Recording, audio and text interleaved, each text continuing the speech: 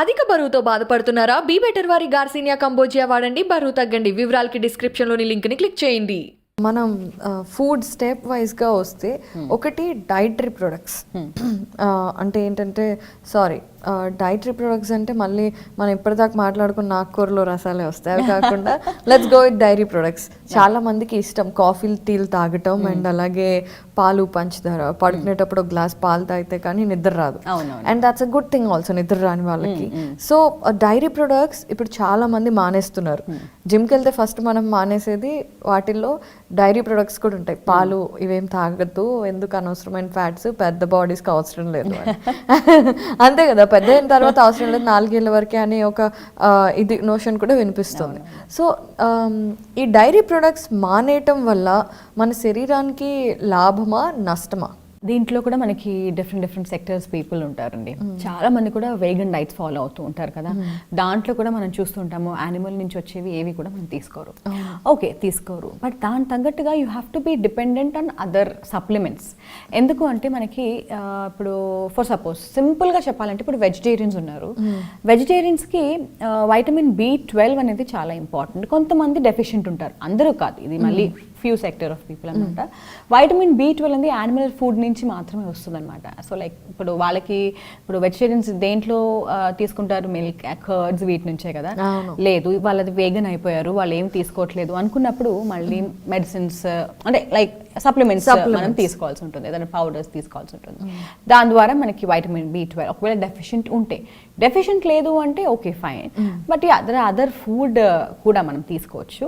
But మేజర్గా అనేది మనం దీని నుంచి వస్తుంది. సో కాల్షియం అనేది మనం చూసుకోవాలి. వెజిటేరియన్స్ కాబట్టి ఇంకా లిటిల్ ప్రోటీన్ కూడా మనకి దీని నుంచే, మిల్క్ ప్రొడక్ట్స్ నుంచి వస్తుంది కాబట్టి దీని నుంచే చూసుకోవాలి. సో అలా డెఫిషియన్సీ ఉన్నవాళ్ళు ఇమీడియట్గా ఇలా వేగన్ అయిపోవాలి అండ్ ఏం తీసుకోకూడదు అనేది కొంచెం తగ్గించుకుని చూసుకుంటే మన బాడీ టైప్ బట్టి మనం ఇలా కొన్ని కట్ చేసుకుంటే బెటర్.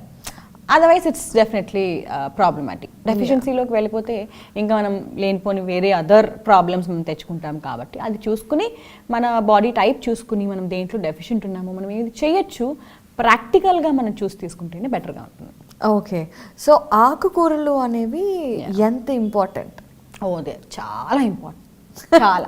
ఎందుకంటే ఇప్పుడు మనం చూస్తాము ఈవెన్ వెజిటేరియన్ అయినా నాన్ వెజిటేరియన్స్ అయినా ఆకుకూరలు ఎంత తీసుకుంటున్నారు అంటే చాలా మంది దగ్గర నుంచి వచ్చేది ఒకటే, వీక్లో 3 సార్లు తీసుకుంటాను అని చెప్పేసి. ఎలా అంటే కొంచెం పప్పులో వేసుకుంటాం, ఎప్పుడైనా పప్పు చేసుకుంటే. ఇదే నేను ఒక 90% వింటూ ఉంటాను. ఎవ్రీ డే తినేవాళ్ళు చాలా తక్కువ మంది ఉంటారు. కానీ ఆకుకూరలు ఎవ్రీ డే తీసుకోవాలి. లేదు అంటే మనకి ఐరన్ ఫస్ట్ ఆఫ్ ఆల్ మనం చూస్తుంటాము చాలా మంది డెఫిషియెంట్గా ఉంటారు. ఇప్పుడు చాలా మందికి అలాగే ఉందన్నమాట. ఈ ఐరన్ డెఫిషియన్సీ తగ్గించాలి అన్నా కూడా మనం ఈ ఆకుకూరలు అనేది తీసుకుంటూ ఉండాలి every day. But still absorption కూడా చాలా తక్కువ. ఎందుకంటే వెజిటేరియన్ ప్రోడక్ట్స్ నుంచి ఈ అబ్జార్బ్ అవ్వాలి అంటే ఐరన్ కూడా కొంచెం ప్రాబ్లమాటిక్ అనమాట. సో అందుకని ఆకుకూరలు మాత్రం ఎవ్రీ డే తీసుకోవాలి. దాని నుంచి ఐరన్ ఒకటే కాదు, మనకి కాల్షియం కూడా వస్తుంది, ఫైబర్ కూడా వస్తుంది, కాబట్టి it's very important. So Gauri గారు డైరీ ప్రొడక్ట్స్ గురించి చెప్పారు, ఆకుకూరల గురించి చెప్పారు. అయితే చాలామంది దుంపకూరలు తింటే ఒంట్లో వాతం పెరుగుతుంది అంటారు కదా, నిజమేనా?